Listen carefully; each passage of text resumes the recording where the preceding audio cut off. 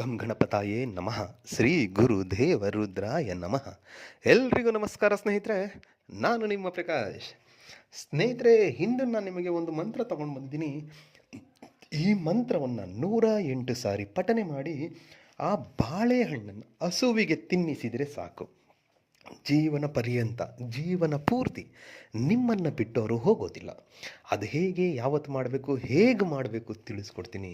ಅದಕ್ಕೂ ಮುಂಚೆ ನನ್ನ ಚಾನಲ್ನ ಸಬ್ಸ್ಕ್ರೈಬ್ ಮಾಡಿಲ್ಲ ಅಂದರೆ ಸಬ್ಸ್ಕ್ರೈಬ್ ಮಾಡಿ, ಲೈಕ್ ಮಾಡಿ, ಶೇರ್ ಮಾಡಿ, ಹಾಗೆ ಬೆಲ್ ಐಕಾನ್ ಬಟನ್ ಪ್ರೆಸ್ ಮಾಡೋದನ್ನ ಮರಿಬೇಡಿ. ಏಕೆಂದರೆ ಮುಂದೆ ನಾನು ಏನು ವೀಡಿಯೋಸ್ ಬಿಡ್ತೀನಿ ಅದೆಲ್ಲರಿಗಿಂತ ಮುಂಚೆ ನಿಮಗೆ ಬಂದು ಸೇರುತ್ತೆ. ಬನ್ನಿ ಅದರ ವಿಧಾನ ತಿಳ್ಕೊಳ್ಳೋಣ ಸ್ನೇಹಿತರೆ. ಮೊದಲಿಗೆ ಈ ಕ್ರಿಯೆಯನ್ನು ನೀವು ಗುರುವಾರದ ದಿನ ಮಾಡಬೇಕಾಗುತ್ತೆ. ಗುರುವಾರದ ದಿನ ಬೆಳಿಗ್ಗೆ ಎದ್ದು ಸ್ನಾನ ಎಲ್ಲ ಮುಗಿಸಿ, ನಿಮ್ಮ ಮನೆ ದೇವರಿಗೆ ಪೂಜೆ ಎಲ್ಲ ಮುಗಿಸಿದ ಮೇಲೆ ಅಂಗಡಿಗೆ ಹೋಗಿ ಒಂದು ತಾಜಾ ಬಾಳೆಹಣ್ಣು, ಅಂದರೆ ಪಚ್ಚ ಬಾಳೆ ಅಂತಾರೆ, ಆ ದೊಡ್ಡ ಬಾಳೆಹಣ್ಣು ಬರುತ್ತೆ, ಏಲಕ್ಕಿ ಬೇಡ, ಪಚ್ಚ ಬಾಳೆಹಣ್ಣು ತಂದಿಟ್ಕೊಳ್ಳಿ.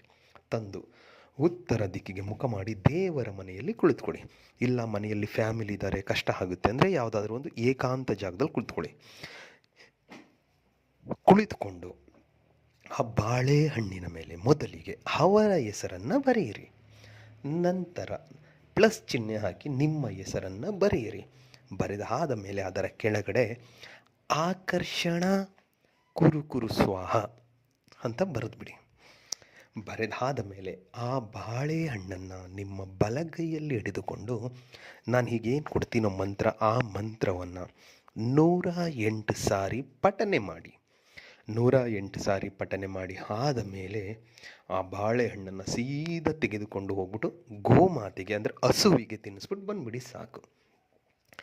ಆಮೇಲೆ ನೋಡಿ, ಅವರು ನಿಮಗೆ ಎಷ್ಟು ಇಂಪಾರ್ಟೆನ್ಸ್ ಕೊಡ್ತಾರೆ, ನಿಮಗೆ ಎಷ್ಟು ವ್ಯಾಲ್ಯೂ ಕೊಡ್ತಾರೆ, ನಿಮ್ಮ ನೋಡೋದಕ್ಕಾಗಲಿ, ನಿಮ್ಮ ಹತ್ರ ಮಾತಾಡೋದಕ್ಕಾಗಲಿ ಎಷ್ಟು ತಡಬರಿಸ್ತಾರೆ ನಿಮಗೆ ಗೊತ್ತಾಗುತ್ತೆ. ಅದಕ್ಕೆ ಮಂತ್ರ ಹೀಗಿದೆ: ಓಂ ಶ್ರೀ ಕಾಲಕೃಷ್ಣಾಯ ವಲ್ಲಭಾಯ್ ಅಮ್ಮುಖಿ ಮೇ ವಶಮಾನ್ಯ ಸ್ವಾಹ. ಮಂತ್ರ ಇನ್ನೊಂದು ಸಾರಿ ಹೇಳ್ತೀನಿ ನೋಡಿ ಸ್ನೇಹಿತರೆ.